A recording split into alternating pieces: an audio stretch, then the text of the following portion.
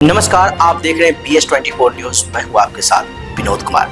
मुंबई के कद्दावर नेता बाबा सिद्दीकी की हत्या के बाद गैंगस्टर लॉरेंस बिश्नोई पर टिप्पणी करने वाले पूर्णिया के सांसद पप्पू यादव मुश्किलों में फंसते नजर आ रहे हैं। लॉरेंस गैंग से मिली धमकी के बाद पप्पू यादव गृह मंत्री अमित शाह और मुख्यमंत्री नीतीश कुमार से सुरक्षा की गुहार लगा रहे हैं। पप्पू यादव ने कहा है कि नीतीश कुमार उनसे मिलने का वक्त ही नहीं दे रहे हैं। हालांकि ये पहले मौका नहीं है जब पप्पू यादव अपने ही बयानों के वजह से सियासी टेंशन में आ गए हैं। पप्पू यादव पहले भी अपने ही बुने जाल में फंस चुके हैं। इस रिपोर्ट में हम विस्तार से जानेंगे क्या है पूरा मामला। पहले जानते हैं लॉरेंस बिश्नोई पर बोलकर कैसे फंस गए पप्पू यादव। बाबा सिद्दीकी की हत्या पर केंद्र सरकार को घेरते हुए पप्पू यादव ने कहा था कि 2 टके के अपराधियों को तरजीह क्यों दी जा रही है। पप्पू ने यहाँ तक कह दिया कि मेरे हवाले कर दो, उसे सबक सिखा दूंगा।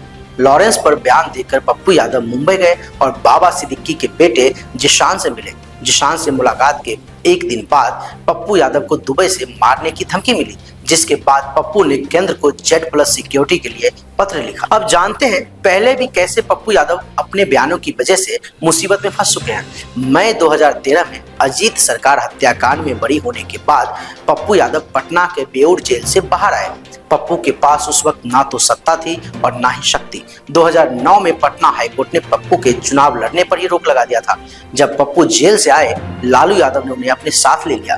2014 के चुनाव में RJD के सिंबल पर पप्पू मधेपुरा से उम्मीदवार बने। मधेपुरा से शरद यादव पहले से ही सांसद थे, जिन्हें नीतीश कुमार ने फिर से JDU का सिंबल सौंपा। यहाँ से BJP ने भी उम्मीदवार उतार दिया।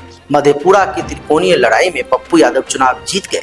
2014 में RJD को 4 सीटों पर जीत मिली, उनमें 1 सीट मधेपुरा की थी। जीत के बाद पप्पू यादव का सब कुछ ठीक चल रहा था, लेकिन 2015 में पप्पू ने लालू की विरासत पर ही दावा ठोक दिया। दरअसल लालू प्रसाद यादव 2013 में एक सुप्रीम कोर्ट की फैसले की वजह से चुनावी राजनीति से दूर हो गए, जिसके बाद पप्पू को लगा कि उनकी विरासत पर दावा ठोका जा सकता है। कहा जाता है कि सांसद बनने के बाद पप्पू मुख्यमंत्री की रेस में आना चाहते थे और 2015 में पटना में एक बैठक के दौरान पप्पू ने कहा कि मैं लालू का उत्तराधिकारी हूं। यह सुनते ही लालू ने उन्हें फटकार लगाई और मीटिंग से आउट कर दिया। RJD से निकाले जाने के बाद पप्पू ने खुद की पार्टी बनाई।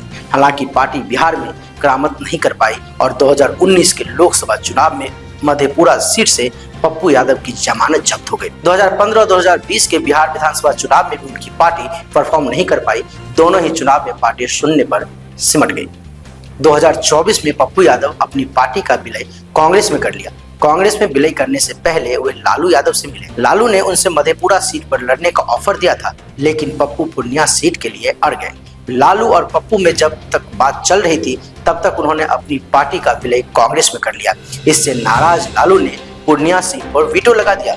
लालू की वीटो की वजह से पप्पू यादव को टिकट नहीं मिल पाया और आखिर में उन्हें पूर्णिया से निर्दलीय ही चुनाव लड़ना पड़ा और वह चुनाव जीतकर सांसद तो बन गए, लेकिन सियासत में अब भी वे स्थान नहीं मिल पाया। आगे उनका भविष्य क्या होगा, वक्त के साथ ही पता चलेगा। अब जानते हैं पप्पू यादव की राजनीति सफर के बारे में। जमींदार परिवार से आने वाले पप्पू यादव 1990 के दशक में पहली बार चुनावी मैदान में उतरे। 1991 के चुनाव में पूर्णिया सीट से वे निर्दलीय ही सांसद जीतकर देश भर में सुर्खियां में आए। 1996 में समाजवादी पार्टी के सिंबल से चुनाव जीते। वहीं 1998 में उन्हें हार का सामना करना पड़ा। 1999 में वह फिर निर्दलीय मैदान में उतरे और जीतकर संसद पहुंच गए। वहीं 2004 में लोजपा के टिकट पर चुनाव हार गए। 2009 में वे चुनाव ही नहीं लड़ पाए और 2014 में मधेपुरा से जीते, लेकिन 2019 में यहां से उनका जमानत जब्त हो गया। पप्पू ने इसके बाद मधेपुरा छोड़ दिया और 2024 के चुनाव में पूर्णिया से निर्दलीय जीतकर संसद पहुंच गए। फिलहाल पप्पू यादव मुंबई में हुए बाबा सिद्दीकी हत्याकांड के बाद लॉरेंस बिश्नोई गैंग पर किए गए टिप्पणी के बाद लॉरेंस गैंग की तरफ से मिली धमकियों की वजह से चर्चा में है। फिलहाल अब तक के लिए इतना ही। तमाम तरह की खबरों के लिए बने रहें BS24 न्यूज के साथ। धन्यवाद।